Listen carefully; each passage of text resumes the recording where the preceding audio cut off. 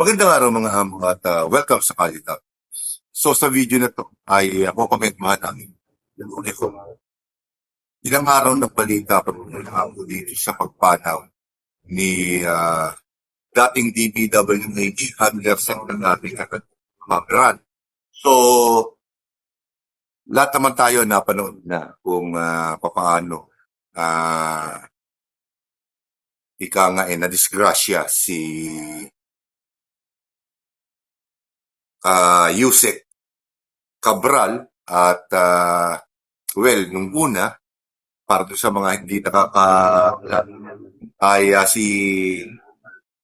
si Undersecretary Cabral ay dating empleyado o dating opisyal ng DPWH at naimbitahan na rin siya sa mga pagdinig dito sa Senado at malamang pati sa Kongreso patungkol nga po dito sa mga maanumalyang proyekto sa DPWH. So, ilang araw na ay naging laman ng balita si Yusek Cabral dahil siya po ay, noong una di umano ay nagpakamatay at nagkaroon ng konting kulay yung story na to dahil may mga aligasyon na ika nga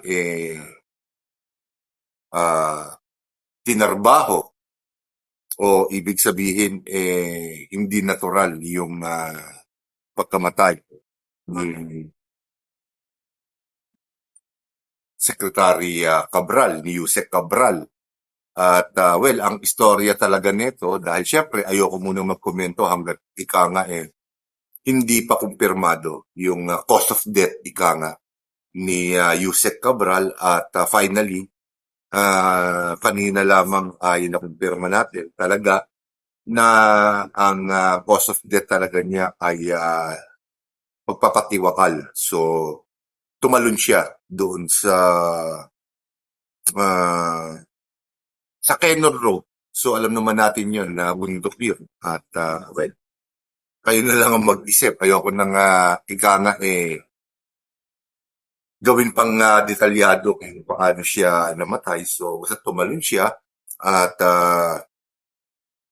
yun ang naging sanhi ng kanyang pagkamatay. Kaya medyo nahihirapan ako magsalita dahil hindi ko alam kung yung salitang pagpapakamatay o kumatay ay bawal dito sa YouTube. Pero nevertheless, gamitin na rin natin. So, nung maibalita ito, kagad-agad na inimbestigahan ito ng ating gobyerno at may mga spekulasyon nga na di umano ay ito ay set up para di umano ay makatapas di umano sa responsibilidad ng investigasyon o ng prosecution ng justisya si Yusek Cabral at napakaraming drama pa ang nangyari, naging makulay itong pagkamatay ni Yusek Cabral at dumating pa nga po dun sa punto na ipina-autopsiya ito ng DILG ni Secretary John Vic Remulla dahil duda siya nung una na baka ika nga ibang tao yung lumundag doon sa may Kenor Road at ika nga pinalalabas lamang na yon ay si Yusek Cabral. Pero nung nakumpirma na si Yusek Cabral at pagdating naman dun sa pagpapautopsiya sa bangkay ni Yusek Cabral ay tumutol ang kanyang pamilya. Pero magkaganon man, syempre, para sa ika nga record nung namayapa ay kailangan pa rin siguradong i-autopsy yun para makita yung cause of death. So overall, kumpirmado si Yusek Cabral yun. Ngayon, syempre, nung mga nakakaraang araw ay namuo ang ilang spekulasyon na di umano ay hindi daw totoo na ika nga ay nagpatiwakal si Yusek Castro at siya daw ay ika nga ay pinatay. So, ayoko muna talagang komentuhan ko ng una dahil masyadong makakapa. At ika nga ayoko naman makihado doon sa mga conspiracy theories, ika nga, na di umano ay siya ay pinatrabaho para manahimik, para maprotektahan yung ilang mga ika nga ay matataas na opisyal, mga ganong yung mga ganong istorya. So, binuo ko muna sa isip ko kung ano yung pinakamagandang maikukwento natin dito sa nangyari na to. At, well, ito purong akin lamang po siguro.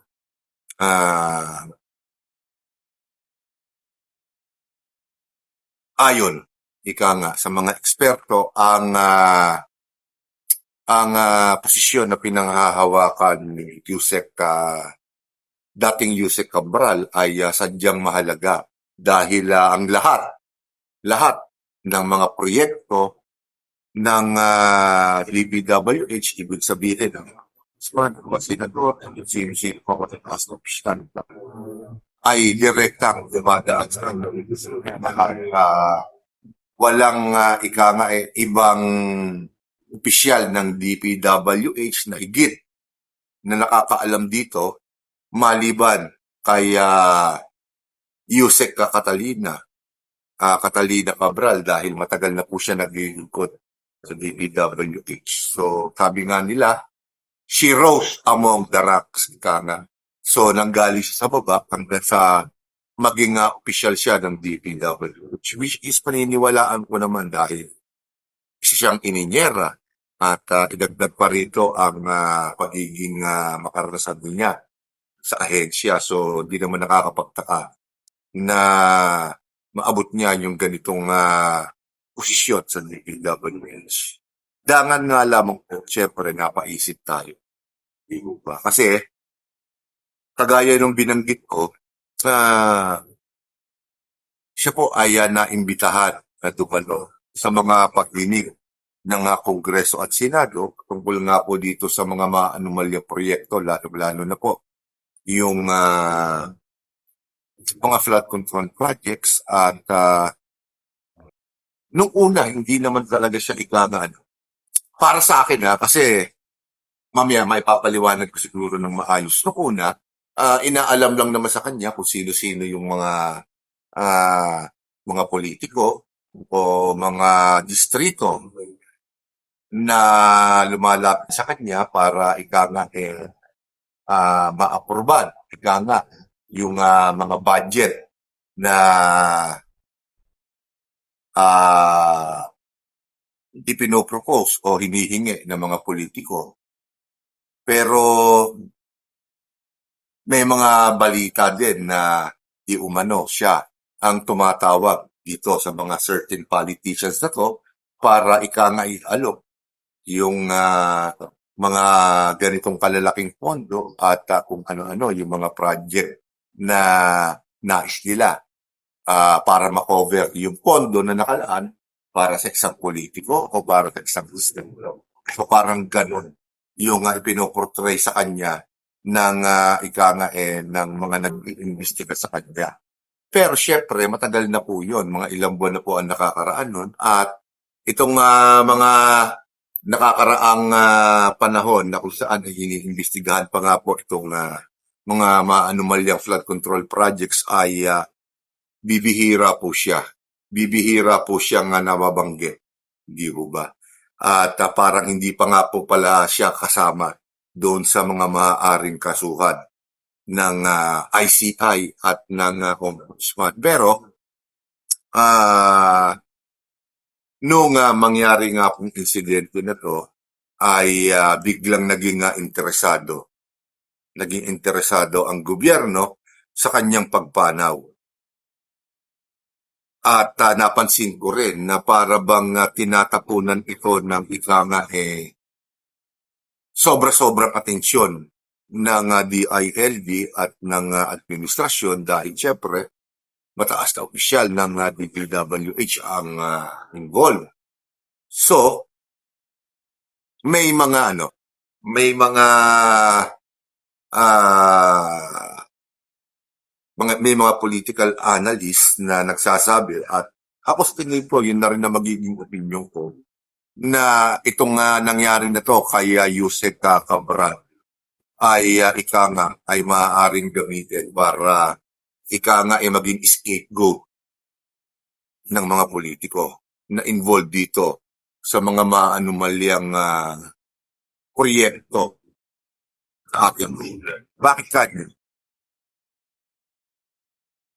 Nung mga nauunang panahon ng o nauunang bagdan ng investigasyon na to ay hindi naman ganun kadalas na nababanggit si Yusek Cabral at well, in fact, puro congressman at mga senador nga ang ika nga nasa headline ng mga balita na siyang inuusig ngayon ng mga mamamayan at ng mga ika nga ng mga investigative journalists, ng mga political analysts at ng mga legal luminaries, ika nga. Pero parang nag-iba ngayon ang ihipan ng hangin at napapansin ko rin ito dahil sa pakiramdam ko, o baka ako lang naman ang may pakiramdam nito, ako lang ang nakakapansin, na para bang, hindi naman tayo sigurado, na para bang sa pangyayari na to ay nakakita yung mga politiko na nasasangkot dito sa na ang ang sisi, parang nakikita ko na parang babagsak dito kay dating Yusek Cabral. Dahil siyempre, wala na yung tao. Kahit pagbintangan mo siya ng kahit na hindi niya na maipagtatanggol ang kanyang sarili dahil siyempre wala na siya. At itong mga litanya ng ating gobyerno ngayon ay para bang parang ika nga doon ang ika nga gustong tahake ng mga investigasyon. Parang nakikita ko nito, wag naman sana. Pero parang ang nakikita ko is parang gagawin nilang ika nga parang itong si Yusek Cabral ang gagawin nilang sentro, ang pinakaulo ng ika nga ng mga korupsyon na to since puro DPWH lang o investigahan nila.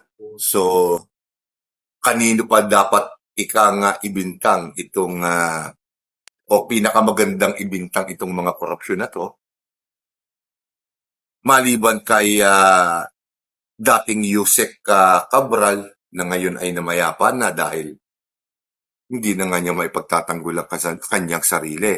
At pansinin din po natin mga amo na para bagang hindi na masyadong nababanggit.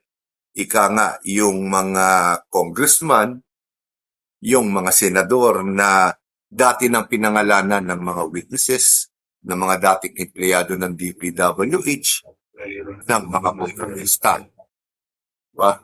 So para sa pangyayari na ito, sa pagkamatay ni Yusek Cabral ay siya ang magiging ika nga saving grace, ang magiging scapegoat ng mga walang hiyang politiko na to, which is nakakalungkot, hindi ba? Para baka nakikita kong magiging direksyon ng kwento sa mga susunod na araw ay parang palalabasin nila na ang lahat ng may kasalanan ay si Yusek Castro. Hindi ko alam kung paano nila gagawin yun. Pero sa nakikita kong ika nga mga ikinikilo ng mga matataas na opisyal ng ating gobyerno, parang doon ang direksyon na gustong ika nga ipihit ng mga matataas na opisyal ng gobyerno na to. Di ba? Ewan ko lang kung napapansin po ninyo at meron din namang ibang mga nakakapansin. Kumbaga parang ang gagawin nito maging ang pagbabagsakan ng sisi nito ay si Yusek Cabral na kawawa naman. Di ba? Ah,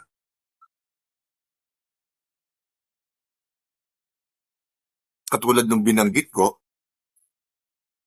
itong mga nakalipas na araw ay puro si Yusek Cabral lamang ang kanilang binabanggit at para baga nawawala na sa eksena yung mga kawatang congressman at senador. At puro si Yusek Cabral na lamang po ang kanilang binabanggit. Isipin nyo, bakit kinakailangan pagtuunan ika nga nagmatatakas na opisyal ng DILG, ng Ombudsman, at maging ng DOJ ang ika nga ang autopsy at ang identity nung lumundag sa Cannon Road at nagbigay pa sila ng ika nga sila ang nag-una, sila ang nauna na magbigay ng teorya na baka maklo si Yusek Cabral at ika nga ibang tao yung naandoon. Di ba parang ginamit ni Yusek Cabral yung tao na yun para ika nga palabasin na siya yun at si Yusek Cabral ay tatakas na. Bakit? Di ba bakit? Bakit ganun na lang ang interes ng gobyerno na malaman ang totoong identity, ang totoong ika nga pagkakakilanlan nung namatay na yon, sukat na ipa-autopsiya pa nila, ipa-DNA testing pa nila, para bang natatakot sila na ika nga nagtago si Yusek Cabral at hindi na nila hawak sa liig, so pwede na magsalita. Hindi ho ba? Dito lang napapatunayan natin na merong alam si Yusek Cabral sa mga pangyayari na to, sa mga korupsyon na to. Dahil hindi siya tatakunan ng ganong kalaking atensyon kung siya ay talagang walang alam at kung hindi super taas ng mga taong pinoprotektahan nila. Di ba? Pag alam yan ng mga taong nasa matataas na posisyon sa gobyerno. May alam si Yusek Cabral, kaya ganun na lamang ang kanilang malasake para malaman yung babae na tumalon doon sa Cannon Road. Isipin nyo, di ba? Kung yan ay ika nga na iba-iba lang, hindi nila pagtatapunan ng ganong kabigat yun. Kayo po ang mag-isip. Di ba nakapagtataka na sumobra ang malasakit nila para kay Yusek Cabral? So, ibig sabihin, may alam si Yusek Cabral. Diba? At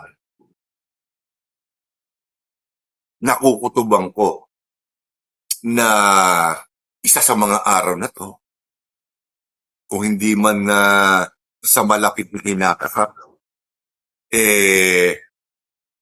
baka ang maging ending nito, ang lahat ng may kasalanan sa korupsyon na nangyari sa DPWH, lahat ay itapon kay dating Yusek Cabral. Dahil siya po ay wala na at hindi niya na kayang ipagtanggol ang kanya sarili. So, dito ko muna po tatapusin ang video na to. At sa mga susunod ko pa po mga video ay ikumpaksana ko ang aking talakayin. So, maraming salamat po sa inyong lahat at magandang araw